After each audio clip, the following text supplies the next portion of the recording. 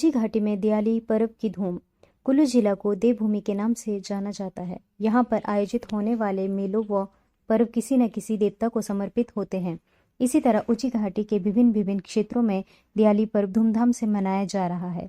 इस दियाली पर्व में पुरातन परंपरा का निर्वहन किया जा रहा है और मेहमानों को तरह तरह के व्यंजन परोसे जा रहे हैं। और वहीं महिला, पुरुषों तथा बच्चों को घर में पधारने पर अखरोट व मूंगफली बांटी जा रही है।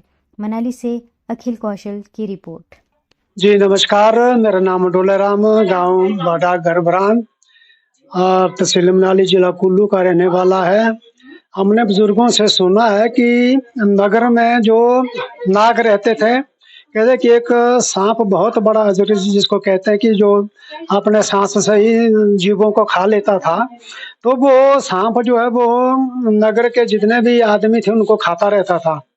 तो लोगों ने एक दिन ऐसी स्कीम कर दी कि भाई इस नाग को मारना है। इस नाग को मारने के लिए क्या किया कि एक दिन दीप जलाया नगर जगती में जब वो दीप जलाए तो फिर लोगों को इसका जो है फॉर्मेशन मिल गई कि भाई अब सब लोगों ने इकट्ठा होना है। फिर लोग इकट्ठे होके डंडे लेकर के, दराट लेकर के, जो भी अपना सामान था तो उसको लेके जो ना लोग ओरे पोरे बैठे। वो कीड़ा जो है वो दिन के 12 बजे वो पानी पीने को नीचे नगरपुल के पास जाता था, दरियाओं के पास। तब लोग इकट्ठा होकर के उस ओरे पोरे से उसको मार दिया। मारने के बाद जो है फिर लोग जो उसको खुशी बनाने लगे। नगर में राजा रहते थे, तो राजा को उन्होंने नचाया, लोग बहुत उत्सव मनाने लगे। तो तब से जो ये नाम पड़ा ये दिवाली का नाम पड़ा। तो तब से फिर शाम को लोगों दिन को राजे को नचाए। कहते कि उसका साला था, साले को मुसल के ऊपर उठाया। मुसल होता है जो धान कूटने का, पहले मशीनें नहीं होती थी, उखल में कूटा करते थे, तो वो एक डंडा सा बनाया होता था धान कूटने के लिए, तो उसको मुसल कहते हैं हम देशी भाषा में। तो उस मुसल के ऊपर उस राजा के साले को बैठाया। फिर लोगों ने जो उत्सव मनाया उसको ओरे पोरे ले गए। तो उस दिन के बाद जो है ना वो नगेड़, नगर का नाम ही नाग से नगर पड़ा है। तो जो ये नगेड़ मनाई जाती है, लोगों ने अखरोट मूंगफली फेंके, उत्सव मनाया दिवाली का।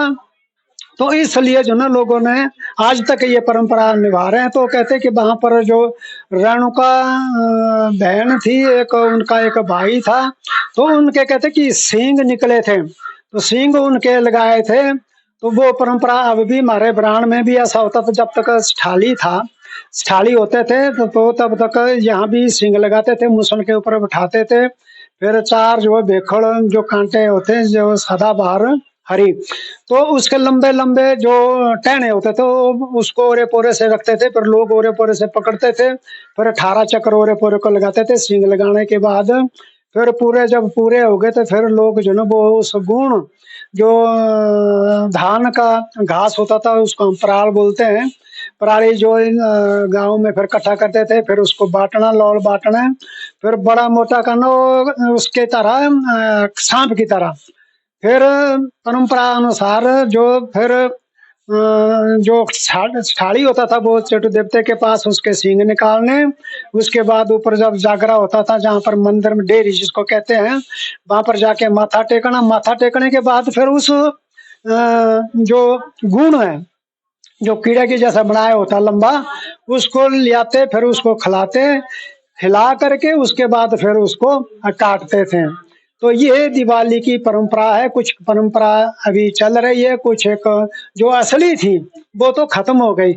अब तो सिर्फ परंपरा ही निभा रहे हैं, उसको सीट रहे हैं, ऐसा ये मानना है। ये बड़े गांव में भी मुसल के ऊपर जो ना थाली को उठाते थे, और बराण में भी। अब बाकी जगह का तदास में सुना नहीं।